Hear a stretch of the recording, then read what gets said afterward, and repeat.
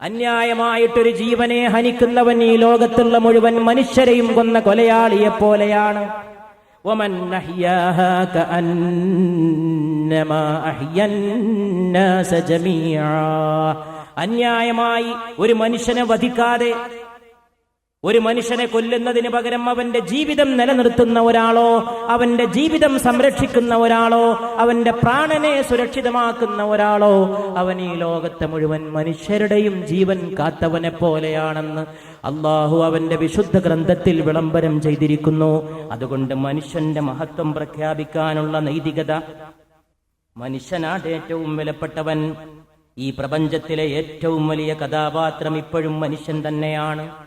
ജനസംഖ്യ എത്ര പെരുകട്ടെ, രാജ്യങ്ങൾ ജനസംഖ്യയുടെ ആധിക്യം കൊണ്ട് ശ്വാസം മുട്ടി വിഷമിച്ചു കഴിഞ്ഞു എന്ന് പോലും വരട്ടെ, പക്ഷേ പ്രിയപ്പെട്ട സഹോദരന്മാരെ, സഹോദരിമാരെ, നിങ്ങൾ എന്നെ വിശ്വസിക്കണം, ഇപ്പോഴും ഈ ലോകത്തെ ഏറ്റവും വലിയ മഹാസംഭവം ഒരു പെണ്ണിന്റെ പ്രസവമാണ്. കോടാനുകോടി ജനസംഖ്യ വർദ്ധിച്ച് അന്നം മുട്ടുമെന്ന് കണക്ക് കൊണ്ട് കൂട്ടി നമ്മോട് പറയുന്നവർ പറയട്ടെ, ആ പ്രചരണങ്ങളും കാര്യങ്ങളും നടക്കട്ടെ, അത് വേറെ കാര്യമാണ്, അത് വേറെ വശമാണ്. എത്ര മനുഷ്യരുടെ എണ്ണസംഖ്യ പെരുകിയാലും ഇപ്പോഴും ഈ ലോകത്തെ ഏറ്റവും വലിയ അത്ഭുത സംഭവം ഒരു പെണ്ണിന്റെ പ്രസവമാണ്. എന്തുകൊണ്ടെന്നാൽ അതിലൂടെ പുതിയ ഒരു പൗരൻ കുഞ്ഞിക്കാലെടുത്തുകൊണ്ട് ഭൂമിയിലേക്ക് കടന്നു വരികയാണ്. ഒരു കുഞ്ഞുമോൻ അല്ലെങ്കിൽ ഒരു പുതിയ കുഞ്ഞുമോൾ. അവൻ നാളെ എന്തൊക്കെ സൃഷ്ടിക്കാൻ പോകുന്നുവെന്നാര് കണ്ടു? അവൻ നാളെ എന്തൊക്കെ അറിയുമെന്നാര് കണ്ടു? ആരൊക്കെ നിർത്തിയേടത്ത് നിന്ന് അവൻ തുടങ്ങുമെന്നാര് കണ്ടു? അവൻ ധർമ്മത്തിന് കാവൽ നിൽക്കില്ലെന്നാരറിഞ്ഞു? അവൻ ഏറ്റവും വലിയ പുണ്യത്തിന്റെ പൂക്കാലത്തിന്റെ ഉപകരണമായി മാറാതിരിക്കുമെന്ന് ആർക്കെങ്കിലും പറയാൻ സാധിക്കുമോ?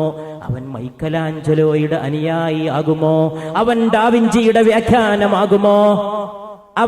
അവൻ ബെഥോവന്റെ സംഗീത സാന്ദ്രമായ അലയടികൾക്ക് പുതിയ അനുബന്ധത്തിന്റെ രാഗതാള നിബദ്ധതയെ അവതരിപ്പിച്ച് ശക്തിമത്താക്കുമോ?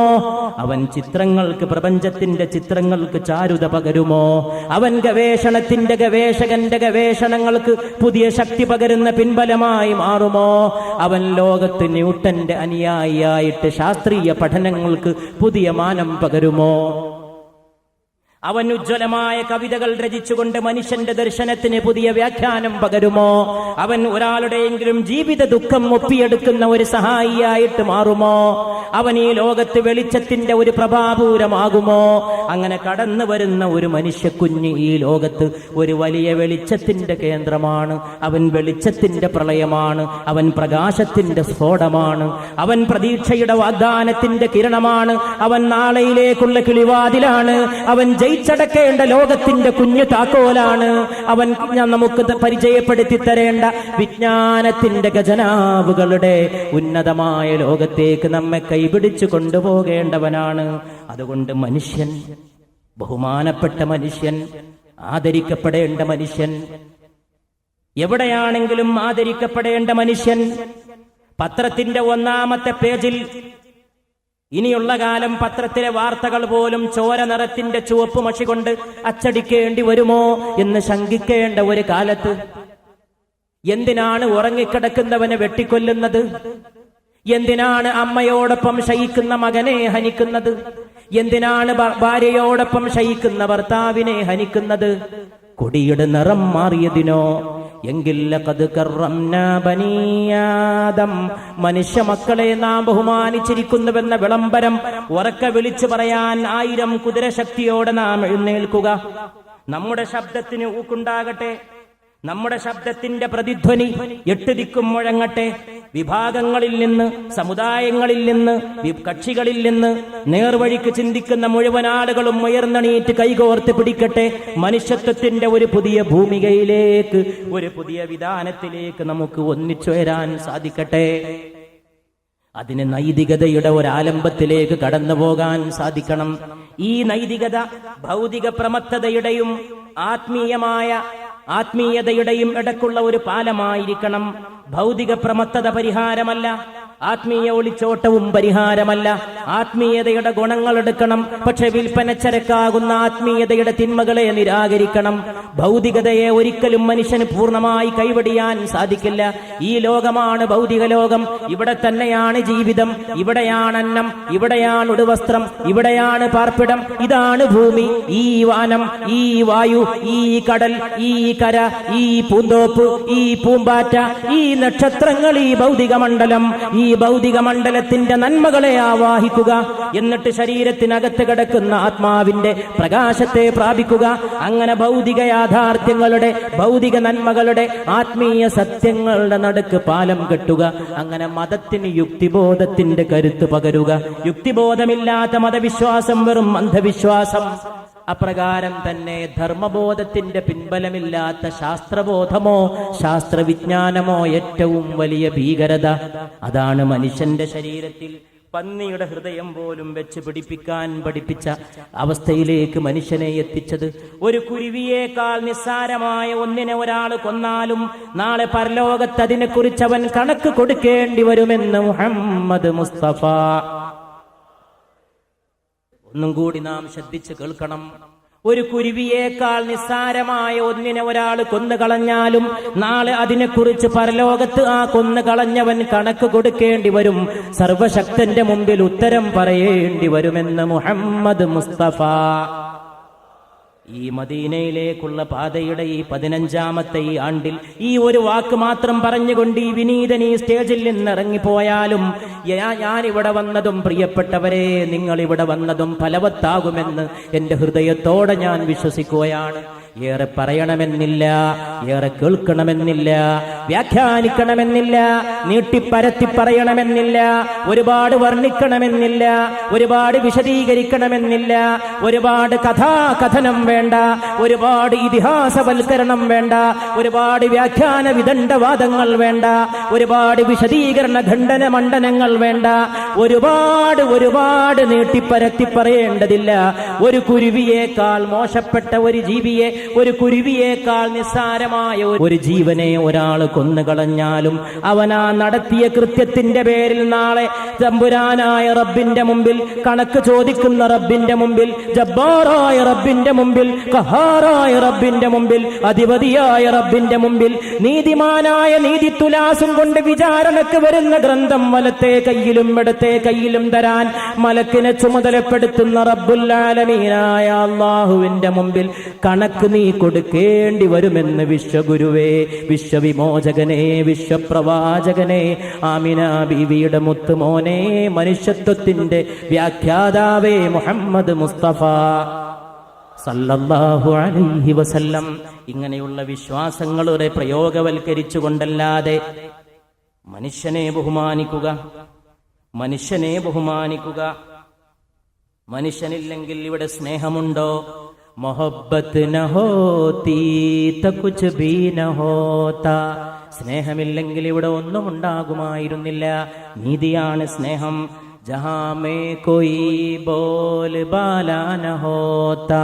ഈ ലോകത്തൊരു വിശേഷവും ഉണ്ടാകുമായിരുന്നില്ല, ഈ ലോകത്തിനൊരു കേളിയും ഉണ്ടാകുമായിരുന്നില്ല. ബശർ കോയി ന അപ്നാ വ അലാ ന ഹോതാ. മനുഷ്യൻ ഏറ്റവും ഉയർന്നവനായി മാറുമായിരുന്നില്ല സ്നേഹമില്ലായിരുന്നുവെങ്കിൽ. മൊഹബ്ബത്ത് ന ഹോതി ത കുച്ച് ഭീ ന ഹോതാ. സ്നേഹമില്ലായിരുന്നെങ്കിൽ ഒന്നും ഉണ്ടാകുമായിരുന്നില്ല. അന്ധേരാ ന ഹോതാ ഉജാലാ ന ഹോതാ.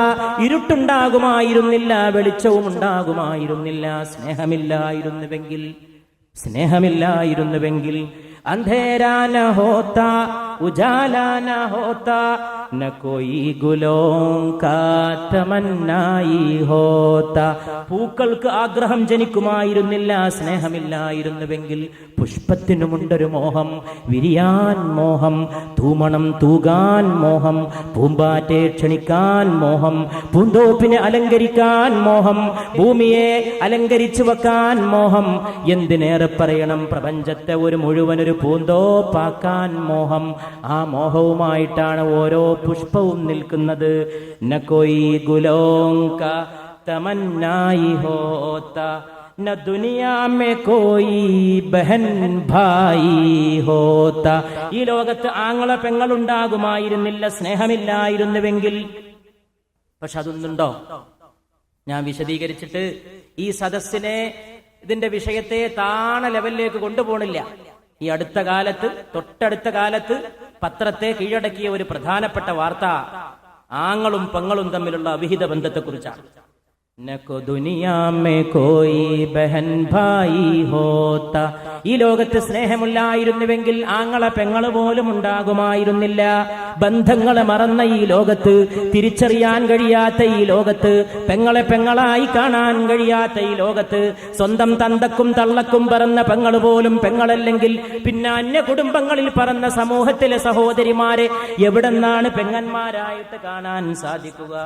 നയേ സോസ് ഹോത്താ നയേ സാസ് ഹോത്താ. സ്നേഹമില്ലായിരുന്നുവെങ്കിൽ നയേ സോസ് ഹോത്താ നയേ സാസ് ഹോത്താ. ഈ ഊഷ്മളത ഉണ്ടാകുമായിരുന്നില്ല, ഈ ഊഷ്മളത ഉണ്ടാകുമായിരുന്നില്ല, ഈ ഉഷ്ണവും ഉണ്ടാകുമായിരുന്നില്ല. സ്നേഹമാണ് ചൂട്, സ്നേഹമാണ് ഊഷ്മളത, സ്നേഹമാണ് മാതാവ്, സ്നേഹമാണ് പിതാവ്, സ്നേഹമാണ് കടല് പോലും പാടുന്ന ഗാനം, സ്നേഹമാണ് അഖിലം, സ്നേഹമാണ് കൊള്ളിമീൻ നക്ഷത്രത്തിന്റെ സന്ദേശം, സ്നേഹമാണ് കുഞ്ഞുമോനെ നിന്റെ വിലാപം, സ്നേഹമാണ് കുഞ്ഞുമോളെ നിന്റെ കണ്ണീർ, സ്നേഹമാണ് പ്രപഞ്ചത്തിന്റെ നിലനിൽപ്പ്, സ്നേഹത്തിലാണ് അഖിലം. നയേ സോസ് ഹോത്താ നയേ സാസ് ഹോത്താ. സ്നേഹമില്ലെങ്കിൽ നെഞ്ചു ചൂടാകുമായിരുന്നില്ല, നെഞ്ചു ചൂടാകുന്നില്ലെങ്കിൽ കണ്ണുനീർ മഴ പെയ്യുമായിരുന്നില്ല, കണ്ണുനീർ പൂക്കൾ പൂക്കുമായിരുന്നില്ല. കണ്ണിലൊരു പുഷ്പം വിരിയുന്നു, അത് കണ്ണുനീർ പുഷ്പമാണ്. സ്നേഹമില്ലാത്തവന്റെ കണ്ണിൽ കണ്ണുനീര് വരില്ല. അബ്ദുറഹ്മാൻ ഇബ്നു ഔഫ്, ഇത് കാരുണ്യത്തിന്റെ കണ്ണീരാണെന്ന് മുഹമ്മദ് മുസ്തഫ. നയേ സോസ് ഹോത്താ നയേ സാസ് ഹോത്താ. ഈ ഉഷ്ണമുണ്ടാകുമായിരുന്നില്ല, ഈ ഊഷ്മളതമുണ്ടാകുമായിരുന്നില്ല. മുഹബ്ബത്ത് ഖുദാ കാന ഇക്റാസ് ഹോത്താ. അല്ലാഹുവിനോടുള്ള മുഹബ്ബത്ത്, ഒരു പൊരുൾ, ദൈവ സർവശക്തനോടുള്ള സ്നേഹം ഒരു പൊരുളായി മാറുമായിരുന്നില്ല. പരിശുദ്ധ റബ്ബിനോടുള്ള സ്നേഹം പഠിപ്പിക്കാൻ വന്നു മുഹമ്മദ് മുസ്തഫ. നാഖോ മേ സൂറത്ത് കിസി കി സമാതി. സ്നേഹമില്ലായിരുന്നെങ്കിൽ ഒരാളുടെ കണ്ണിൽ വേറെ ഒരാളുടെ രൂപം തെളിയുമായിരുന്നില്ല. കണ്ണിൽ തെളിയുന്ന രൂപങ്ങൾ, എത്ര മനോഹരമാണ് ഈ വാക്കുകൾ. ആലോചിച്ച് നോക്കൂ പ്രിയപ്പെട്ട സഹോദരന്മാരെ. സ്നേഹമില്ലായിരുന്നുവെങ്കിൽ ഒരാളുടെ കണ്ണിൽ മറ്റൊരാളുടെ രൂപം തെളിയുമായിരുന്നില്ല. നാഖോ മേ സൂറത്ത് കിസി കി സമാതി न बिछड़े की हुओं की कहीं याद आती.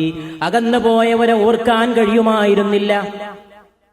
സ്നേഹമില്ലായിരുന്നുവെങ്കിൽ അടുത്തില്ലാത്തവരെ ആർക്കെങ്കിലും ഓർമ്മ വരുമോ?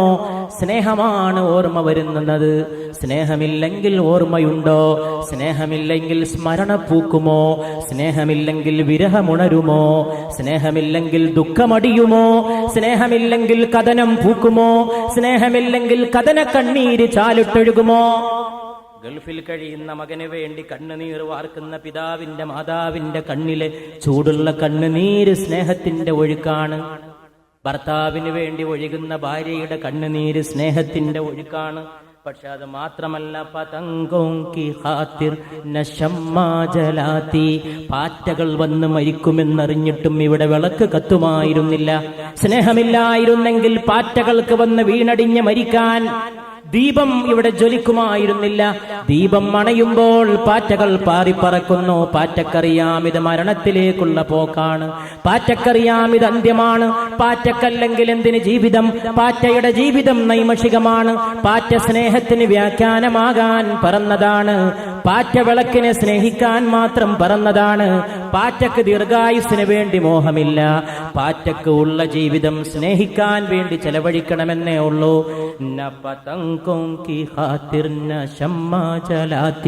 പാറ്റ മരിക്കുമെന്നറിഞ്ഞിട്ടും ആ പാറ്റക്ക് അപകടമാണെന്നറിഞ്ഞിട്ടും ഇവിടെ വിളക്ക് കത്തുമായിരുന്നില്ല. മൊഹബ്ബത്തിനെ ആദം കോ സജ്ദാ കരായ, സ്നേഹമല്ലയോ ആദമിനെ സുജൂദ് ചെയ്യിപ്പിച്ചത്?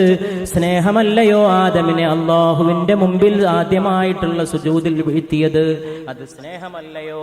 മൊഹബ്ബത്തിനെ ഖത്റേ കു ദറിയാ ബനായ, സ്നേഹമല്ലയോ ഒരു തുള്ളി വെള്ളത്തെ ഒരു കടലാക്കി മാറ്റിയത്? എവിടെ സ്നേഹമുണ്ടോ അതിവിടെ ഒരു കടലാണ്. ഒരാൾക്ക് കഴിക്കാനുള്ള ഒരിത്തിരി വെള്ളമുണ്ടോ, അത് 10 ആൾക്ക് കഴിക്കാനുള്ള പാനീയമായി മാറുന്നത് ആ 10 ആളെ ബന്ധിപ്പിക്കുന്ന സ്നേഹമാണ്. ഒരു വീട്ടിൽ പാർക്കുന്നവർക്കല്ല, ഒരു ഭൂമിയിൽ പാർക്കുന്നവർക്ക് മുഴുവൻ ഒന്നിച്ച് ആഹരിക്കാൻ വേണ്ട ഭക്ഷണം ലഭിക്കുന്നതും അതവർക്ക് പകർന്നേകുന്നതും സ്നേഹമാണ്. മൊഹബ്ബത്തിനെ ബന്ദേക്കോ റബ് സേ മിലായ, മൊഹബ്ബത്തിനെ ദോനോ ജഹാൻ കോ സജായ.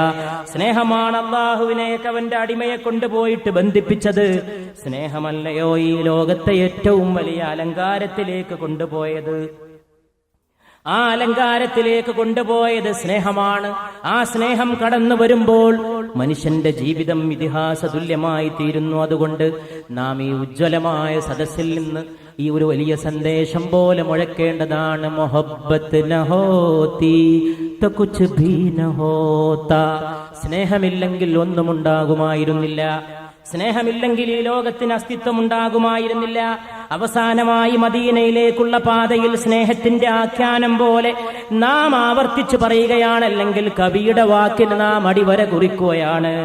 മുഹമ്മദ് കോ അല്ലാഹ് പൈദാ ന കർത്താ.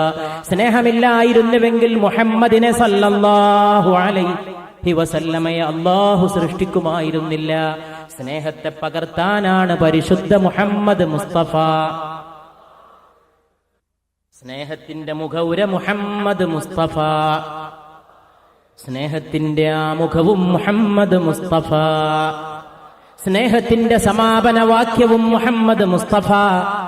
ഒരു കവി പറയുന്നുണ്ട്, സ്നേഹം തുടങ്ങുന്നത് എന്റെ ഹൃദയത്തിൽ നിന്നെങ്കിൽ അത് ചെന്ന് അവസാനിക്കുന്ന സ്നേഹത്തിന്റെ ഒരു വീടുണ്ടെങ്കിൽ അത് പരിശുദ്ധ മദീനയിലെ റൗള ഷരീഫിലെ പരിശുദ്ധ മുഹമ്മദ് മുസ്തഫ സല്ലല്ലാഹു അലൈഹി വസല്ലമയുടെ വാസസ്ഥാനമാണ്. ഈ നബിയെ അല്ലാഹു സൃഷ്ടിച്ചത് മുഹബ്ബത്ത് കൊണ്ടാണ്. മുഹബ്ബത്ത് ന ഹോതി തോ കുച്ച് ഭീ ന ഹോതാ. സ്നേഹമില്ലായിരുന്നുവെങ്കിൽ ഒന്നും ഉണ്ടാകുമായിരുന്നില്ല. മുഹമ്മദ് കോ അല്ലാഹ് പൈദാ ന കർത്താ. നബിയെ അല്ലാഹു സൃഷ്ടിക്കുമായിരുന്നില്ല. നഹോയി ഖുദായി ന ചർച്ച ഖുദാക. ഇവിടെ ദൈവത്തെക്കുറിച്ച്, സർവശക്തനായ സർവജ്ഞനെ കുറിച്ച് ഒരു ചർച്ചയും ഉണ്ടാകുമായിരുന്നില്ല. സ്നേഹമില്ലായിരുന്നുവെങ്കിൽ, നബി വന്നിട്ടില്ലായിരുന്നുവെങ്കിൽ സല്ലല്ലാഹു അലൈഹി വസല്ലം കബീ ഹഖോ ബാതിൽ കാഫിർ ജഗടാ ന ഹോതാ. സത്യവും അസത്യവും തമ്മിലൊരു ലഹളയും ഒരു കലഹവും ഇവിടെ ഉണ്ടാകുമായിരുന്നില്ല. മുഹമ്മദിന്റെ ആഗമനമില്ലായിരുന്നുവെങ്കിൽ സല്ലല്ലാഹു അലൈഹി വസല്ലം ന ഖുർബാൻ ഹോതാ നബി കാ നവാസാ. ഈ നബിയുടെ പേരക്കുട്ടി ബലി കൊടുക്കപ്പെടുമായിരുന്നില്ല. ഇമാം ഹുസൈൻ സ്നേഹമില്ലായിരുന്നുവെങ്കിൽ, സ്നേഹമാണ് ഹുസൈന്റെ ഏറ്റവും വലിയ സംഭാവന റളിയല്ലാഹു തആല അൻഹ. അതുകൊണ്ട് പരിശുദ്ധനായിട്ടുള്ള മുഹമ്മദ് മുസ്തഫ സല്ലല്ലാഹു അലൈഹി വസല്ലമ പഠിപ്പിച്ചതായ സ്നേഹത്തോടെ, ആ സ്നേഹം കൊണ്ട് ലോകത്തുണ്ടായ നന്മയോടെ നാം ഈ ഉജ്ജ്വലമായ സദസ്സിൽ നിന്ന് ഏറ്റവും വലിയ പരമമായ വിശാലമായ സ്നേഹത്തെ പ്രാപിക്കാനുള്ള പ്രതിജ്ഞ പ്രിയപ്പെട്ട സഹോദരന്മാരെ പുതുക്കേണ്ടതാണ്. ആ സ്നേഹത്തിന്റെ പ്രതിജ്ഞ പുതുക്കാൻ, ആ സ്നേഹത്തിന്റെ പ്രതിജ്ഞ ഒരു ലോകത്തിന് വേണ്ടിയുള്ള മുഴുവൻ സ്നേഹമാകാൻ. എന്താണ് സ്നേഹം? അത് മനുഷ്യരോടുള്ള സ്നേഹമാണ്. എന്താണ് പരമമായ സ്നേഹം? അത് മനുഷ്യരായ സൃഷ്ടികൾ സൃഷ്ടാവിനോട് കാണിക്കേണ്ട സ്നേഹമാണ്. ആ സൃഷ്ടാവിനോടുള്ള സ്നേഹം കാണിക്കുമ്പോൾ നമ്മുടെ മുമ്പിൽ മനുഷ്യർക്ക് വേണ്ടി മുഴുവൻ തന്റെ സ്നേഹത്തെ വീതിച്ചു നൽകിയ മുഹമ്മദ് മുസ്തഫ സല്ലല്ലാഹു അലൈഹി വആലിഹി വസഹബിഹി വസല്ലം. ആൺമക്കളാണ് ഒരു ആണിന്റെ ഏറ്റവും വലിയ യോഗ്യതയെന്ന് വിശ്വസിച്ചിരുന്ന അറബികൾക്കിടയിൽ ആൺമക്കളില്ലാതെ ജീവിച്ചിട്ടും അഭിമാനത്തോടെ പെൺമക്കളാണ്, എന്റെ മകളാണ് എന്റെ അഭിമാനമെന്ന് വിളിച്ചു പറയാൻ മുഹമ്മദ് മുസ്തഫ ആൺമക്കളില്ലാത്ത മുഹമ്മദ് സല്ലല്ലാഹു അലൈഹി വസല്ലം വംശപരമ്പര അറ്റുപോകും മുഹമ്മദിന്റെ സല്ലല്ലാഹു അലൈഹി വസല്ലം എന്ന പരിഹാസ വാക്കുകൾക്കിടയിലും പെണ്ണാണ് പ്രധാനം, ഒരു പെൺകുഞ്ഞിന്റെ ജന്മമാണ് പ്രധാനം, പുത്രനേക്കാൾ പുത്രിക്ക് പ്രധാനം, പുത്രിയുടെ സ്ത്രീയുടെ വ്യക്തിത്വം പ്രധാനമെന്ന് ഫാത്തിമയിലൂടെ ലോകത്തെ പഠിപ്പിക്കാൻ മുഹമ്മദ് മുസ്തഫ. അല്ലാഹു അനുഗ്രഹിച്ചാൽ ഈ പ്രഭാഷണത്തിന്റെ അവസാന ദിവസത്തിൽ നാം തെരഞ്ഞെടുത്തിരിക്കുന്ന വിഷയം ഹസ്രത്ത് ഫാത്തിമയാണ്. അതാണ് ഫാത്തിമ എന്ന വിഷയത്തിലൂടെ സയ്യിദത്തുനാ സയ്യിദത്തുൻ നിസാ സയ്യിദത്തുൽ ജന്ന ഫാത്തിമത്ത് സഹ്റ ബത്തൂൽ റളിയല്ലാഹു അൻഹായെ കുറിച്ചുള്ള വിശദമായ ചർച്ചയുള്ളതുകൊണ്ട് ആ വിഷയത്തിലേക്ക് പ്രവേശിക്കുന്നില്ല. ഫാത്തിമ റളിയല്ലാഹു തആല അൻഹായിലൂടെ സ്ത്രീത്വത്തിന്റെ പദവി ഉയർത്തിയ പരിശുദ്ധ മുഹമ്മദ് മുസ്തഫ സല്ലല്ലാഹു അലൈഹി വസല്ലം, വീടിനൊരു മണിയറ സൃഷ്ടിക്കാത്ത മുഹമ്മദ് മുസ്തഫ സല്ലല്ലാഹു അലൈഹി വസല്ലം തന്റെ കുടുംബിനിമാർക്കൊരു മണിയറ എന്ന ഹാരം, ഇംഗ്ലീഷിൽ പറയുന്ന ഹാരം, അത് സൃഷ്ടിച്ചു കൊടുക്കാൻ മെനക്കെടാത്ത മുഹമ്മദ് മുസ്തഫ സല്ലല്ലാഹു അലൈഹി വസല്ലം ഒരു ദിവസം കുടുംബത്തിലെ പത്നി നൽകാൻ കഴിയാത്ത വീട്ടിലെ ആവശ്യങ്ങൾ പറഞ്ഞുകൊണ്ട് പരിശുദ്ധ റസൂലിനെ ബുദ്ധിമുട്ടിച്ചു.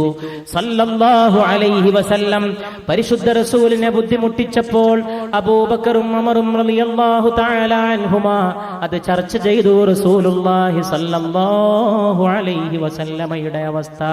ഉമർ റളിയല്ലാഹു അൻഹു നബിയെ കാണാൻ ആ വീട്ടിലേക്ക് പോയി. വീട്ടിലേക്ക് പോയപ്പോൾ ചരിത്രകാരൻ ഉദ്ധരിക്കുകയാണ്, അവിടുന്ന് കിടന്നുറങ്ങുന്നത് സ്റ്റോർ റൂമിലാണ്. കുടുംബത്തിലെ കുടുംബിനി ആവശ്യമില്ലാത്ത ചോദ്യങ്ങൾ ചോദിച്ച് ബുദ്ധിമുട്ടിച്ചതിന്റെ പേരിൽ ലോക ഗുരുനാഥൻ സ്റ്റോർ റൂമിൽ പോയി പായ വിരിച്ച് കിടന്നുറങ്ങിയ രംഗം കണ്ട് ഉമറിന്റെ കവിളത്തൂടെ കണ്ണുനീര് ചാലിട്ടൊഴുകിയത് ചരിത്രം നമുക്ക് പരിചയപ്പെടുത്തി തരുന്നു. മണിയറ പുകാത്ത മുഹമ്മദ് മുസ്തഫ സല്ലല്ലാഹു അലൈഹി വആലിഹി വസഹാബിഹി വസല്ലം അവിടുത്തെ പത്നിമാരെ എന്തിനു കുറ്റപ്പെടുത്തണം? അവർ റോമ ചക്രവർത്തിയുടെ വീട്ടിലെ ജീവിതത്തെക്കുറിച്ച് കേട്ടറിഞ്ഞിരുന്നു. അവർ പേർഷ്യൻ സാമ്രാജ്യത്തിന്റെ അധിപതിയുടെ ജീവിതത്തെക്കുറിച്ച് കേട്ടറിഞ്ഞിരുന്നു. അവരുടെ കൂടെ ജീവിക്കുന്ന പത്നിമാർ രാജ്ഞിമാരാണ്. അവർക്ക് വേറെ കൊട്ടാരങ്ങളാണ്, അവർക്ക് വേറെ മണിമേടകളാണ്, അവർക്ക് രമ്യഹർമ്മങ്ങളാണ്, രമ്യഹർമ്മങ്ങൾക്കകത്ത് മണിമേടകളാണ്, വെഞ്ചാമരം വീശാൻ തോഴികളാണ്, ആഹാരങ്ങളുടെ വൈവിധ്യമാണ്, ആഡംബര സമൃദ്ധമാണ് ജീവിതം. അത് മദീനയിലും ആ വാർത്ത എത്തിയിരുന്നു. അവർക്കാകട്ടെ ചരിത്രകാരൻ പറയുകയാണ്, 3 ദിവസത്തേക്ക് ഉണങ്ങിച്ചപ്പിയ റൊട്ടിയുടെ കഷ്ണമല്ലാതെ പരിശുദ്ധ റസൂലിന്റെ വീട്ടിൽ സല്ലല്ലാഹു അലൈഹി വസല്ലം ആഹരിക്കാനൊന്നും ഉണ്ടായിരുന്നില്ല. ഉണങ്ങിയ റൊട്ടി കഷ്ണം ഭുജിച്ചു കഴിഞ്ഞ പരിശുദ്ധ റസൂലിന്റെ പത്നിമാർ സല്ലല്ലാഹു അലൈഹി വസല്ലം നോമ്പ് തുറക്കാൻ ആ വീട്ടിൽ ഈത്തപ്പഴവും പച്ചവെള്ളവുമായിരുന്നു പല ദിവസങ്ങളിലും വിഭവമെന്ന് റമദാനിലെ നോമ്പ് തുറന്ന് വന്നിരിക്കുന്ന സദസ്സിലെ സഹോദരങ്ങളെ, റമദാനിലും അല്ലാത്തപ്പോഴും നാം ഓർത്തിരിക്കേണ്ട പ്രമാണമാണ്. പങ്കുവെക്കാനുള്ള അന്നവുമായി ഈ ലോകത്ത് ജീവിക്കുന്നവനാണ് ഏറ്റവും വലിയവനെന്ന് പഠിപ്പിക്കാൻ പരിശുദ്ധ മുഹമ്മദ് മുസ്തഫ. എന്റെ മേൽ ആരാണോ സലാത്തിനെ വർദ്ധിപ്പിക്കുന്നത് അവരുടെ ദുഃഖങ്ങൾ അല്ലാഹു അകറ്റിക്കൊടുക്കുകയും അവരുടെ വിഷമങ്ങളെ അല്ലാഹു തീർത്തു കൊടുക്കുകയും അവരുടെ എല്ലാവിധ ദോഷങ്ങളെ അല്ലാഹു പുറത്തു കൊടുക്കുകയും ചെയ്യുമെന്ന് പരിശുദ്ധ മുഹമ്മദ് മുസ്തഫ. എന്റെ മേൽ ആരെങ്കിലും ഒരു വട്ടം സ്വലാത്ത് ചൊല്ലുന്നുവെങ്കിൽ അപ്പോൾ തന്നെ അവന്റെ മേൽ അല്ലാഹു 10 തവണ സ്വലാത്ത് ചൊല്ലുമെന്ന് മുഹമ്മദ് മുസ്തഫ സല്ലല്ലാഹു അലൈഹി വസല്ലം. എന്റെ മേൽ എന്റെ പേര് മുഴങ്ങിയിട്ട് സ്വലാത്ത് ചൊല്ലാൻ മടിക്കുന്നവൻ തന്നെയാണ് പിശുക്കുള്ള ലുബ്ധനെന്ന് മുഹമ്മദ് മുസ്തഫ സല്ലല്ലാഹു അലൈഹി വസല്ലം. അവിടുത്തെ കൂടെ ജീവിച്ച പത്നി പിന്നെ എന്തായി? ആയിഷയുടെ ജീവിതത്തിലേക്ക് കടക്കുക. ആയിഷ ലോകത്തിലെ ഗ്രന്ഥകാരന്മാർക്ക് വിഷയമായ മഹിത വ്യക്തിത്വത്തിന്റെ ഉടമയാണ്, വനിതാ രത്നമാണ്. ഹസ്രത്ത് സയ്യിദത്തുനാ ആയിഷത്തു സിദ്ദീഖ റളിയല്ലാഹു തആല അൻഹാ. പരിശുദ്ധ റസൂലിന്റെ വഫാത്തിന് ശേഷം ആയിഷ ബീവിക്ക് ഉമർ റളിയല്ലാഹു അൻഹു ഖലീഫയായിരുന്ന കാലത്ത് 1,00,000 പെൻഷൻ അനുവദിച്ചു. നബിയുടെ പത്നി എന്ന ബഹുമാന്യതയാർന്ന സ്ഥാനത്തിന്റെ പരിഗണന വെച്ച് ആയിഷക്ക് 1,00,000 സ്വർണ്ണ നാണയം പെൻഷൻ. ലോകത്താദ്യമായി പെൻഷൻ സമ്പ്രദായം കൊണ്ടുവന്നത് ഉമർ ഫാറൂഖ് റളിയല്ലാഹു അൻഹു ആണെന്ന് ലോകത്ത് പല ചരിത്രകാരന്മാരും ഉദ്ധരിച്ചിട്ടുണ്ട്. ആരോഗ്യമുള്ള കാലത്ത് സമൂഹത്തിന് സേവനം ചെയ്തവർ പ്രായം അധികമായാൽ ജോലി കഴിഞ്ഞ് വിശ്രമിക്കുന്ന സമയത്ത് അവർക്ക് പൊതുഖജനാവിൽ നിന്നൊരു ആനുകൂല്യം നൽകണം. അതിന് പിൽക്കാലത്ത് ലോകം പെൻഷൻ എന്ന് പേരിട്ടാലും അത് പരിശുദ്ധ നീതിമാൻ ഉമറുൽ ഫാറൂഖ് റളിയല്ലാഹു അൻഹു നടപ്പിലാക്കി. ആയിഷ ബീവിക്ക് അനുവദിക്കപ്പെട്ട 1,00,000 നാണയം, ആ 1,00,000ത്തിന്റെ സ്വർണ്ണ നാണയം ചുമന്നുകൊണ്ട് ആയിഷ ബീവിയുടെ വീട്ടിലേക്ക് ഉമർ റളിയല്ലാഹു അൻഹുവിന്റെ ദൂതൻ കടന്നു വരികയാണ്. ആയിഷ ബീവി റളിയല്ലാഹു തആല അൻഹാ റസൂലിന്റെ കിടപ്പറ പങ്കിട്ട ആയിഷ, സത്യവതി ആയിഷ, സന്മാർഗവതി ആയിഷ, ലോകത്തിന്റെ പ്രമാണം പോലെ ആയിഷ, പാണ്ഡിത്യത്തിന്റെ രത്നം പോലെ ആയിഷ, സ്ത്രീത്വത്തിന്റെ അധ്യാപിക പോലെ ആയിഷ. ആരോടാണ് അങ്ങേക്ക് ഏറ്റവും വലിയ ഇഷ്ടമെന്ന് ലോകഗുരുവിനോട് ചോദിച്ചപ്പോൾ എന്റെ ആയിഷ എന്ന് ഏതൊരായിഷയെ കുറിച്ച് പരിശുദ്ധ റസൂൽ സല്ലല്ലാഹു അലൈഹി വസല്ലം ഒഴിഞ്ഞുവോ ആയിഷ. പക്ഷേ സ്ത്രീകൾ മനസ്സിലാക്കണം, ആണുങ്ങളും മനസ്സിലാക്കണം, സഹോദരിമാരും അറിയണം. ആർഭാടം വർദ്ധിപ്പിക്കുന്നതിലാണ് ജീവിതമെന്ന് പഠിച്ചു വെച്ച ഇന്നത്തെ വനിതാമണികൾക്ക് മുമ്പിൽ മാതൃകയുടെ പടുഗോപുരം പോലെ ആയിഷ റളിയല്ലാഹു തആല അൻഹാ. ആയിഷ ബീവി ഈ 1,00,000 നാണയവും അവിടെ വെച്ചിട്ട് ദാനധർമ്മം ചെയ്യാൻ തീരുമാനിച്ചു. അന്ന് ആയിഷ ബീവിക്ക് നോമ്പുള്ള ദിവസമാണ്. ആയിഷ ബീവിക്ക് നോമ്പുള്ള ദിവസമാണ്. 1,00,000 1,00,000 നാണയം ഒരു സെക്കൻഡ് പോലും താമസിപ്പിക്കാതെ ദൂതന്മാരുടെ അടുക്കൽ ദാനധർമ്മത്തിന് വേണ്ടി ആയിഷ നിയോഗിക്കുകയാണ്. കൊണ്ടുപോയിട്ട് വിതരണം ചെയ്യൂ. അവസാനം കൊണ്ടുവന്ന ആളുടെ കയ്യിൽ നിനക്കുള്ളതിരിക്കട്ടെ എന്ന് പറഞ്ഞ് എന്റെ കയ്യിലും ആയിഷ ബീവി കുറച്ച് ദാനം തന്നു. അത് എണ്ണി നോക്കിയപ്പോൾ 84 സ്വർണ്ണ നാണയമുണ്ടായിരുന്നുവെന്ന് അത് കൊണ്ടുപോയ ഉമർ റളിയല്ലാഹു അൻഹുവിന്റെ ദൂതൻ റിപ്പോർട്ട് ചെയ്തിരിക്കുകയാണ്. ആയിഷ ബീവി അന്ന് നോമ്പുക്കുമ്പോ നോമ്പ് തുറക്കാനൊന്നുമില്ല. ലോകത്ത് ഇങ്ങനെയുള്ള മാതൃകയുണ്ടാകുമോ? അന്ന് ആയിഷ ബീവിക്ക് നോമ്പാണ്. ഉമർ റളിയല്ലാഹു അൻഹുവിന്റെ 1,00,000 നാണയം പെൻഷനായിട്ട് വീട്ടിൽ വന്നണഞ്ഞതാണ്. പണ്ട് കാലത്തെ ദാരിദ്ര്യം വന്ന് അപ്പൊ ഈ സദസ്സിലുള്ള ചിലർക്കെങ്കിലും തോന്നും, എവിടെ നിന്ന് കിട്ടിയിരിക്കണം ഈ 1,00,000? അതിന് കുട്ടികളെ, യുവാക്കളെ, നിങ്ങൾ ചരിത്രം പഠിക്കണം. ഉമറിന്റെ കാലത്താണ് പേർഷ്യ അധീനമായത്, റോമ അധീനമായത്. ആ കാലഘട്ടത്തെ കുറിച്ച് ചരിത്രകാരൻ പറയുന്നത് മദീനയുടെ മസ്ജിദിന്റെ മുറ്റം സമ്പത്ത് കൊണ്ട് കുന്നുകൂടി എന്നാണ്. പേർഷ്യയിൽ നിന്ന്, റോമയിൽ നിന്ന് ഒഴുകിയെത്തിയ സ്വർണത്തിന്റെ കൂമ്പാരങ്ങൾ ആ മരുഭൂമിയുടെ നായകന്റെ അനുയായികളുടെ കാൽക്ക് കീഴ് സമർപ്പിക്കപ്പെട്ട കാലമാണത്.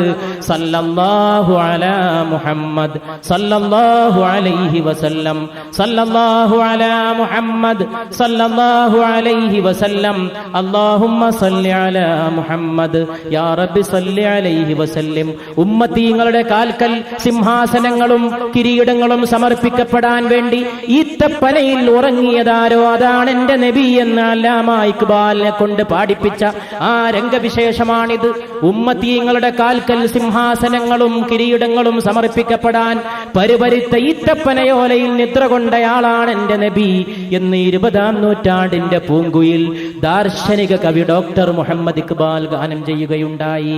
ആ പരിശുദ്ധ പ്രവാചകന്റെ കാലശേഷം അധർമ്മത്തിന്റെ അധിപതികളും സാമ്രാജ്യങ്ങളും തകർന്നപ്പോൾ, സമ്പത്ത് മദീനയിലേക്ക് ഒഴുകിയപ്പോൾ പരിശുദ്ധ നബിയുടെ പത്നിക്കൊരവകാശമുണ്ട്, പെൻഷന്റെ അവകാശം. അതാണ് ഈ 1,00,000. അതൊരു കൊല്ലത്തേക്കുള്ള മുതലാണെന്ന് കൂടി നിങ്ങൾ മനസ്സിലാക്കണം.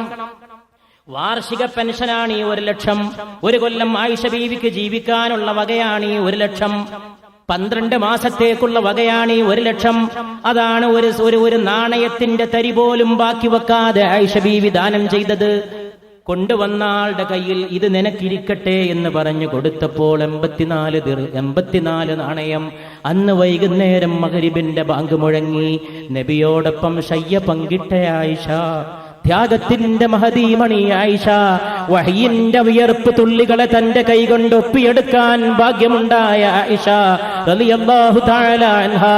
ലോകത്ത് സോഷ്യലിസത്തെ കുറിച്ച് പ്രസംഗിക്കാൻ എത്ര പേരുണ്ട്, അത് സ്വന്തം ജീവിതത്തിലൂടെ നടപ്പാക്കാൻ ഇതാ ഒരു വനിതാ മാതൃക, അവസാനിക്കാത്ത മാതൃക പോലെ ആയിഷ റളിയല്ലാഹു തആല അൻഹാ.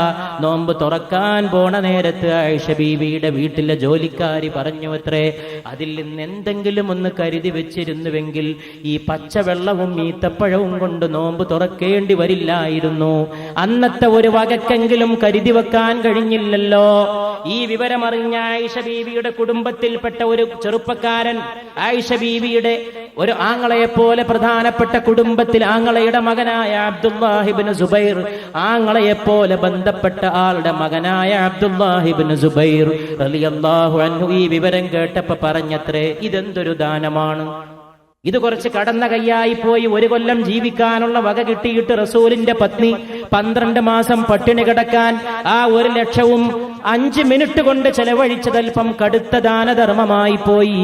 അതുകൊണ്ട് ഇനി അതത്ര കടുത്ത ദാനമായി പോയി, അത് കവിഞ്ഞ ദാനമായി പോയി എന്ന് സ്വർഗം കൊണ്ട് സന്തോഷ വാർത്ത അറിയിക്കപ്പെട്ട 10 പേരിൽ ഒരാളായ സുബൈർ റളിയല്ലാഹു അൻഹുവിന്റെ മകനായ ധീരനായ സഹാബി ചെറുപ്പക്കാരനായ അബ്ദുല്ലാഹിബ്നു സുബൈർ റളിയല്ലാഹു അൻഹു ആയിഷ ബീവിയോടുള്ള റസൂലിന്റെ കുടുംബത്തോടുള്ള സ്നേഹം കൊണ്ട് സല്ലല്ലാഹു അലൈഹി വസല്ലം ഒരു നിമിഷം പറഞ്ഞുപോയി.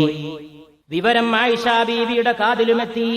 അതൽപ്പം കടുത്ത ദാനമായി പോയി എന്ന് അബ്ദുള്ള പറഞ്ഞിരിക്കുന്നു. ആയിഷ ബീവി പറഞ്ഞു, ഇനി മരിക്കുന്നവരെ അബ്ദുള്ള എന്റെ അടുത്ത് വരരുത്, ഇനി മരിക്കുന്നവരെ അബ്ദുള്ള എന്നോട് മിണ്ടരുത്, ഇനി ഒരിക്കലും അബ്ദുള്ളയെ ഞാൻ കാണില്ല, അബ്ദുള്ള എന്റെ വീട്ടിലേക്ക് വരരുത്, പാവങ്ങൾക്ക് ദാനം ചെയ്തത് കടുത്ത ദാനമായി പോയി എന്നാണ് അബ്ദുള്ളക്ക് അഭിപ്രായമെങ്കിൽ അബ്ദുള്ള ഇനി ആയിഷയോട് ബന്ധമില്ല, ഇനി എന്നോടൊരു വാക്കും പറയേണ്ടതില്ല. വ്യസനിച്ച് വിഷമിച്ച് സങ്കടപ്പെട്ട അബ്ദുള്ള ചെറുപ്പക്കാരനായ ആയിഷ ബീവിയെ ഉമ്മ എന്ന് വിളിക്കുമായിരുന്ന അബ്ദുല്ലാഹിബ്നു സുബൈർ ആയിഷ ബീവിയുടെ വീട്ടിന്റെ മുമ്പിൽ വന്നിരുന്ന് തിരശീലക്ക് മുമ്പിലിരുന്ന് പൊട്ടിക്കരഞ്ഞുവെന്ന് ചരിത്രകാരൻ ഉദ്ധരിക്കുകയാണ്. ഉമ്മുൽ മുഅ്മിനീനായ ആയിഷ, പരിശുദ്ധ റസൂലിന്റെ പത്നിയായ ആയിഷ, എന്നോട് പൊറുക്കേണമേ, ദാനധർമ്മത്തെ നിസ്സാരമാക്കാൻ പറഞ്ഞതല്ല. 12 മാസം കഴിയേണ്ട അങ്ങയുടെ ഉപജീവനത്തിന്റെ മാർഗം 5 മിനിറ്റ് കൊണ്ടങ്ങ് ചെലവഴിച്ച ത്യാഗത്തിന്റെ ഔദാര്യത്തിന്റെ പരിധി അല്പം കൂടിപ്പോയില്ലയോ എന്ന് ശങ്ക പ്രകടിപ്പിച്ചതാണ് എന്ന് പറഞ്ഞിട്ട് പോലും കർട്ടൻ നീക്കി അബ്ദുല്ലാഹിബ്നു സുബൈറിന്റെ ചോദ്യങ്ങൾക്ക് മറുപടി നൽകാൻ ആയിഷ ബീവി മടി കാണിച്ചു എന്ന് പരിശുദ്ധ റസൂൽ സല്ലല്ലാഹു അലൈഹി വസല്ലമയുടെ ചരിത്രം ഉദ്ധരിച്ച മഹദികളും മഹാത്മാക്കളും നമ്മോട് പറയുകയാണ്. പങ്കുവെക്കാനുള്ളതാണ് ജീവിതം. ഇന്ന് ലോകത്ത് എല്ലാ പശുക്കൾക്കും കൂടി കറന്നെടുക്കുന്ന പാലുണ്ടെങ്കിൽ ആഫ്രിക്കയിലെ, അമേരിക്കയിലെ, ഇന്ത്യയിലെ, കിഴക്കനേഷ്യൻ രാജ്യങ്ങളിലെ മുഴുവൻ ദാരിദ്ര്യം അനുഭവിക്കുന്ന രാജ്യങ്ങളിലെയും കുട്ടികൾക്ക് കുടിക്കാനുള്ള പാല് മുഴുവനും കുടിക്കാനുള്ള പാല് തികഞ്ഞിട്ട് പിന്നെയും പാല് ബാക്കിയാകുന്നാണ് കണക്കുകൾ സൂചിപ്പിക്കുന്നത്. പിന്നെ ഈ പാലെവിടെ? എത്രയോ കുഞ്ഞുമക്കൾ പാല് കുടിക്കാതെ, ചെറുപ്പത്തിൽ പോലും കുടിക്കേണ്ട പാല് കിട്ടാതെ, ന്യൂട്രീഷൻ ഇല്ലാതെ, പോഷകാംശമുള്ള ആഹാരം ലഭിക്കാതെ അവര് പോയിട്ട് കുഞ്ഞുനാളിൽ തന്നെ മരണപ്പെട്ടു പോകുന്നു. എത്രയോ ദരിദ്ര രാജ്യങ്ങളിലെ മക്കൾക്ക് പാല് നിഷേധിക്കപ്പെടുന്നു.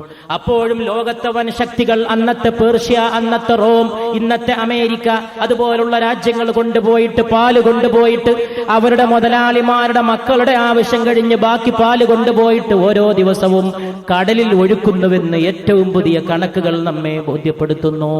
ബാക്കിയുള്ള ഈ പാൽ എന്ത് ചെയ്യാൻ? അത് ആർക്ക് കൊടുക്കാൻ? അതെവിടെ കൊണ്ടുപോയിട്ട് സൂക്ഷിക്കാൻ?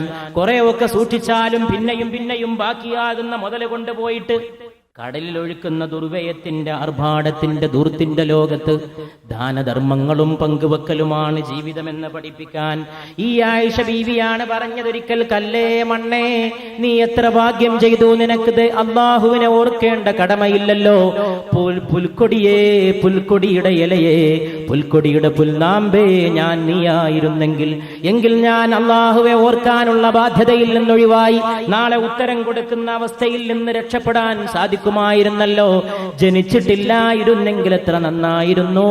ജനിച്ചതുകൊണ്ട് എനിക്ക് കടമകളായി, കടമകൾ എനിക്ക് ബാധ്യതയായി. ഞാൻ നാളെ അള്ളാഹുവിന്റെ മുമ്പിൽ പോയി നിൽക്കുമ്പോൾ എന്റെ അവസ്ഥ എന്തായിരിക്കുമെന്ന് അനുദിനം ഗദ്ഗദ കണ്ഠയായി പറയുമായിരുന്ന ആയിഷ റളിയല്ലാഹു തആല അൻഹാ. ഈ ആയിഷ ബീവിയാണ് ലോകത്ത് ധർമ്മത്തിന്റെ നായികയായി വന്നത്. ഈ ആയിഷ ബീവി അബൂബക്കർ സിദ്ദീഖ് റളിയല്ലാഹു അൻഹുവിന്റെ പ്രിയപ്പെട്ട പുത്രിയാണ്. ഈ ആയിഷ ബീവി ലോകത്ത് ധർമ്മത്തിന്റെയും സദാചാരത്തിന്റെയും ഏറ്റവും വലിയ മാതൃകയായിട്ട് ജ്വലിച്ചു നിൽക്കുന്നു. അതുകൊണ്ട് പ്രിയപ്പെട്ടവരെ, ഈ ലോകത്ത് മനുഷ്യനെ സംബന്ധിച്ചിടത്തോളം അവന്റെ ഹൃദയം കണ്ടെത്താൻ സാധിക്കണം, ഹൃദയത്തെ നിറക്കാൻ സാധിക്കണം, ഹൃദയത്തിന്റെ ദാഹത്തെ തീർക്കാൻ സാധിക്കണം. ഏത് അരുവിയുടെ ജലമാണ് ഹൃദയം സ്വീകരിക്കാൻ പോകുന്നത്? ഷാൻഡൽ എന്ന എഴുത്തുകാരൻ പറയുകയാണ്, God, freedom, knowledge, art, beauty and love. ദൈവം, സ്വാതന്ത്ര്യം, വിജ്ഞാനം, കല, സൗന്ദര്യം, സ്നേഹം. മനുഷ്യ ജീവിതത്തിലെ വളരെ പ്രധാനപ്പെട്ട ഘടകങ്ങൾ എണ്ണിപ്പറഞ്ഞുകൊണ്ട് ഷാൻഡൽ പറയുകയാണ്, ഞാൻ അദ്ദേഹത്തിന്റെ വാക്കുകൾ ഉദ്ധരിക്കുകയാണ്: God, freedom, knowledge, art, beauty, love. ദൈവം, സ്വാതന്ത്ര്യം, വിജ്ഞാനം, കല, സൗന്ദര്യം, സ്നേഹം. ഈ പ്രപഞ്ചത്തിലെ ഏറ്റവും വലിയ വിഷയങ്ങളാണ് ഈ പറഞ്ഞതെല്ലാം. 1 ദൈവം, 2 ഫ്രീഡം, സ്വാതന്ത്ര്യം, 3 നോളജ്, വിജ്ഞാനം, 4 ആർട്ട്, കല, 5 ബ്യൂട്ടി, സൗന്ദര്യം, 6 ലവ്, സ്നേഹം. അദ്ദേഹം പറയുകയാണ്, God, freedom, knowledge, art, beauty and love await. ഈ പറഞ്ഞ സംഗതികളൊക്കെ കാത്തു നിൽക്കുന്നു. ഈച്ച് ലൈക്ക് എ സ്പ്രിംഗ്, ഓരോന്നും ഒരു അരുവിയെപ്പോലെ കാത്തു നിൽക്കുന്നു. എന്തിനെയാണ് കാത്തു നിൽക്കുന്നത്? The heart in the desert of quest. അന്വേഷണത്തിന്റെ മരുപ്പറമ്പിലെ ഹൃദയത്തെ കാത്തു നിൽക്കുന്നു. അന്വേഷണത്തിന്റെ മരുപ്പറമ്പിലെ ഹൃദയം, ആ ഹൃദയത്തെ കാത്തു നിൽക്കുന്നതാണ് മനുഷ്യ ജീവിതത്തിലെ, ഈ പ്രപഞ്ചത്തിലെ പ്രധാനപ്പെട്ട ഈ വിഷയങ്ങൾ. ദൈവം അതിനെ കാത്തു നിൽക്കുന്നു. സ്വാതന്ത്ര്യം അങ്ങനെ, വിജ്ഞാനം അങ്ങനെ, കലയങ്ങനെ, സൗന്ദര്യം അങ്ങനെ, സ്നേഹം അങ്ങനെ. With the water of which spring will one's heart fill its empty and dusty jug. ഇതിൽ ഏത് അരുവിയുടെ വെള്ളം കൊണ്ടാണ് ഹൃദയം അതിന്റെ ഒഴിഞ്ഞ കോപ്പയെ, അതിന്റെ ശൂന്യമായ ചഷകത്തെ, അതിന്റെ പൊടി പിടിച്ച. ഷാൻഡലിന്റെ വാക്കുകൾ വളരെ മനോഹരമാണ്. It's empty and dusty jug. ഒഴിഞ്ഞതും പൊടിപിടിച്ചതുമായ, ശൂന്യവും പൊടിപിടിച്ചതുമായ അതിന്റെ ചഷകം, അതിന്റെ കോപ്പ, ഹൃദയം. ഈ പറഞ്ഞതിൽ ഏത് അരുവിയുടെ ജലം കൊണ്ടാണ് നനക്കുക എന്ന് ചോദിക്കുന്നു. മനുഷ്യന്റെ ഹൃദയത്തിന്റെ പ്രാധാന്യം, അത് നടത്തിക്കൊണ്ടിരിക്കുന്ന തേട്ടത്തിന്റെ ഏറ്റവും വലിയ പ്രാധാന്യം ഈ വരികളിൽ നമുക്ക് കാണാൻ സാധിക്കും. സത്യത്തിൽ ഈ ലോകത്ത് ദൈവികമായ വിജ്ഞാനവും വെളിപാടും എന്ന് പറയുന്നത് ഈ പറയുന്ന എല്ലാ സംഗതികളുടെയും അരുവികളുടെ ജലത്തെ, അതിന്റെ തെളിനീരിനെ ഒപ്പിയെടുക്കുന്ന ഏറ്റവും വലിയ അനുഭവമാണെന്ന് കാണാൻ സാധിക്കും. ദൈവം, സ്വാതന്ത്ര്യം, വിജ്ഞാനം, കല, സാഹിത്യം, സ്നേഹം, ഇതിന്റെ ഒക്കെ തന്നെ അരുവികളെ ദൈവികമായ വെളിപാട് സ്വീകരിക്കുന്നു, സാംശീകരിക്കുന്നു. ആ ദൈവികമായ വെളിപാട് നീതിയുടെ ഏറ്റവും വലിയ പര്യായമാണെന്ന് ഖുർആൻ പറയുന്നു. വഇദാ ഖുൽതും ഫഅദിലൂ വലൗ കാന ദാ ഖുർബാ. നിങ്ങൾ ഏതെങ്കിലും കാര്യത്തെക്കുറിച്ച് സംസാരിക്കുകയാണെങ്കിൽ നീതിയോടെ മാത്രം സംസാരിക്കുക. അത് നിങ്ങളുടെ കുടുംബത്തിന്റെ ബന്ധപ്പെട്ട കാര്യമാണെങ്കിൽ പോലും എന്ന് ഖുർആൻ വിശ്വാസികളെ ഉണർത്തുന്നു. നിങ്ങളുടെ സ്വന്തക്കാരുടെ കാര്യമാണെങ്കിൽ പോലും, സ്വന്തം കുടുംബത്തിന്റെ കാര്യമാണെങ്കിൽ പോലും നീതിയോടുകൂടി മാത്രം സംസാരിക്കുക. ഖുർആനിലെ വളരെ പ്രധാനപ്പെട്ട മറ്റൊരു ഭാഗത്തിന്റെ ഒരു വിഷയം ഇവിടെ നമ്മുടെ ഇന്നത്തെ വിഷയത്തിന്റെ ഭാഗമായിട്ട് സൂചിപ്പിക്കേണ്ടതുണ്ട്. ലഖദ് അർസൽനാ റുസുലനാ ബിൽ ബയ്യിനാതി വഅൻസൽനാ മഅഹുമുൽ കിതാബ വൽ മീസാൻ ലിയഖൂമൻ നാസു ബിൽ ഖിസ്ത് വഅൻസൽനൽ ഹദീദ ഫീഹി ബഅസുൻ ശദീദുൻ വമനാഫിഉ ലിന്നാസ്. ലഖദ് അർസൽനാ റുസുലനാ ബിൽ ബയ്യിനാത്ത്. അല്ലാഹു പറയുകയാണ്, നമ്മുടെ ദൂതന്മാരെ നാം ഇറക്കി, നമ്മുടെ ദൂതന്മാരെ നാം നിയോഗിച്ചു.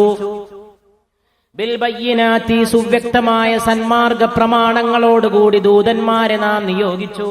വഅൻസൽനാ മഅഹുമുൽ കിതാബ വൽ മീസാൻ. ദൈവദൂതന്മാരോടൊപ്പം ഗ്രന്ഥത്തിനെയും തുലാസിനെയും നാം ഇറക്കുകയുണ്ടായി.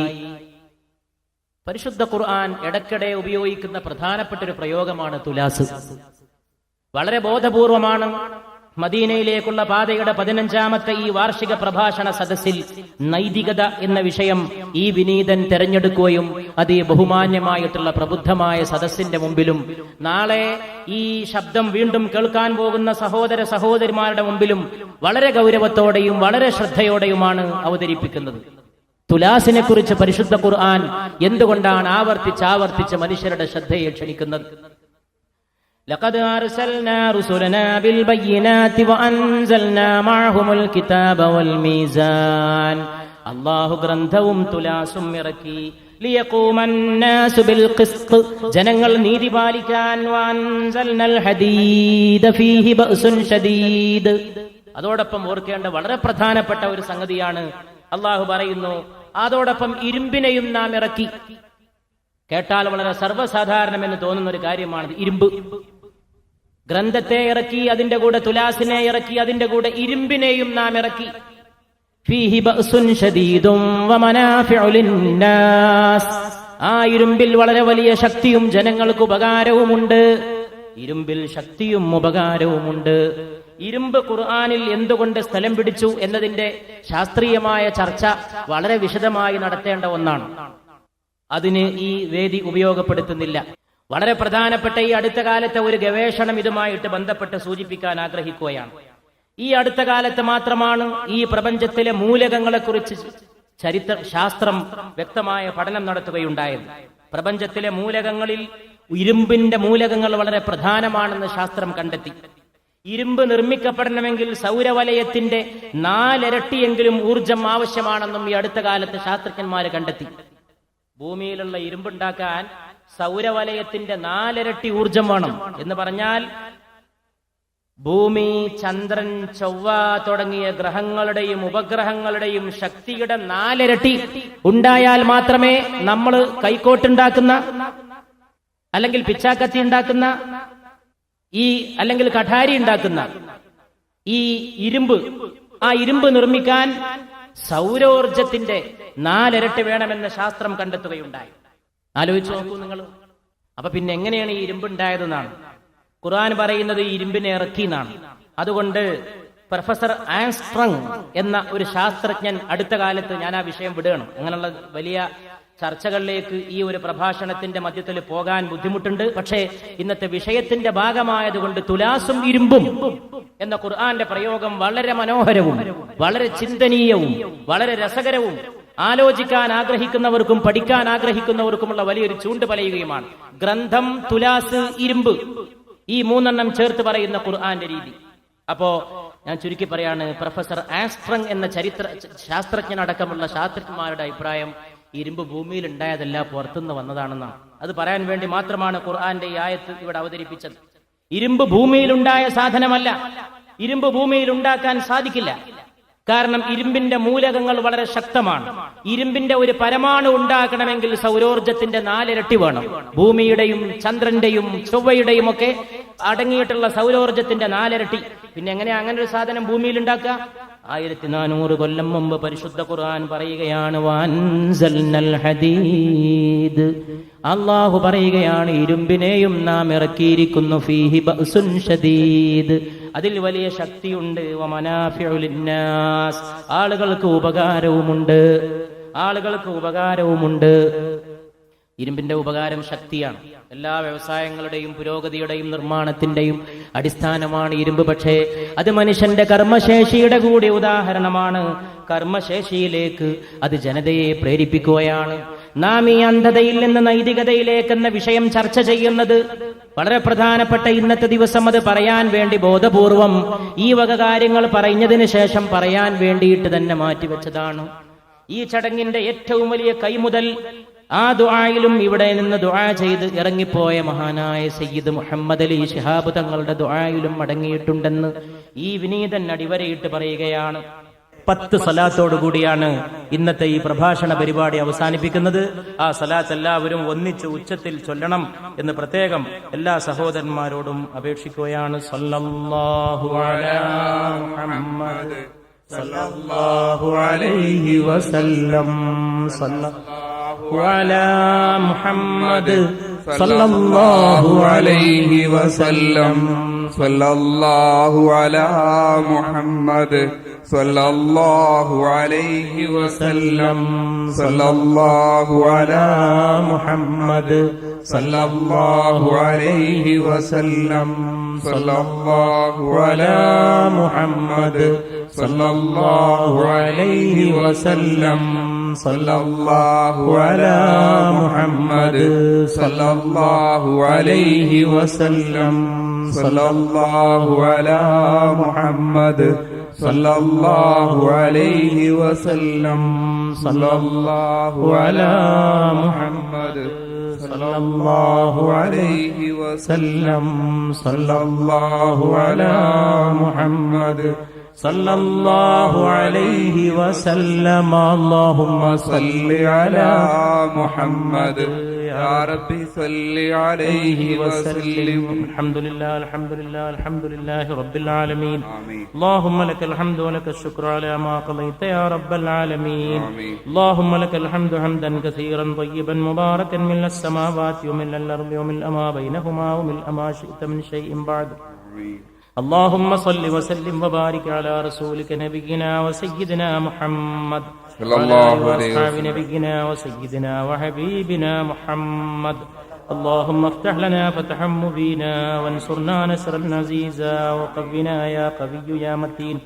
اللهم لا تدع لنا في مقامنا وفي مجلسنا هذا في ليلة المباركة في شهر رمضان آمين. لا تدع لنا ذنبا إلا غفرته آمين. ولا مرضا إلا شفيته ولا دينا إلا أديته آمين. ولا هما إلا فرجته ولا ضرا إلا كشفته ولا عسيرا إلا يسرته ولا عدوا إلا خذلته ولا حاجة من حوائج الدنيا والآخرة هي لك رضا ولنا فيها صلاح إلا قضيتها ويسرتها يا رب العالمين يا مجيب الدعوات يا بديع العجائب الخير يا بديع برحمتك يا أرحم الراحمين. وصلى الله تعالى وسلم على خير خلق سيدنا محمد وآله وصحبه أجمعين. سبحان ربك رب العزة عما يصفون وسلام على المرسلين الحمد لله رب العالمين. اللهم صل وسلم وبارك على سيدي ونبي محمد وعلى آله وصحبه الممجد. اللهم صل وسلم وبارك على سيدي ونبي محمد وعلى آله وصحبه الممجد. اللهم صل وسلم وبارك على سيدي ونبي محمد وعلى آله وصحبه الممجد. صلى الله على محمد صلى الله عليه وسلم. صلى الله على محمد صلى الله عليه وسلم. صلى الله على محمد صلى الله عليه وسلم. صلى الله على محمد صلى الله عليه وسلم. صلى الله على محمد صلى الله عليه وسلم. صلى الله على محمد صلى الله عليه وسلم. صلى الله على محمد صلى الله عليه وسلم. اللهم صل على